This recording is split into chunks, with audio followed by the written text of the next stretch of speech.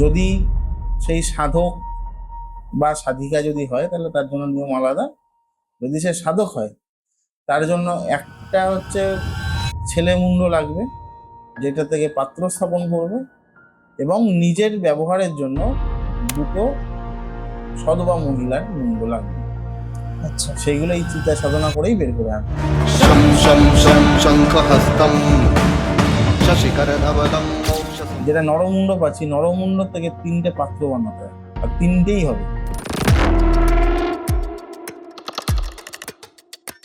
শ্মশান ভৈরবকে, এক একজন শ্মশানে এক একজন ভৈরব আছে। একটা হচ্ছে পান পাত্র, একটা ভক্ষণ পাত্র, আর একটা নিবেদন পাত্র। ঠিক আছে, তো এইগুলো যদি সেই নিয়ে যদি বসে শ্মশানে, তাহলে তার আর কোনো এই যে ন্যাস বা কিছু করতে লাগে না। কারণ সে মানে নর্মালের থেকে অনেক ঊর্ধ্বে উঠে গেছে। এবং সেটা যদি বাড়ির পুজোর ক্ষেত্রেও যদি করে, সেখানে মানে যেটা নারী যে মুন্ডগুলো আমার কাছে রয়েছে সেটা নিয়ে যাওয়ার দরকার নেই। যেটা আমার কাছে পাত্রগুলো রয়েছে, পাত্র নিয়ে যদি বসে, সেই সাধকের কোনো দিন ন্যাস করার প্রয়োজন হয় না।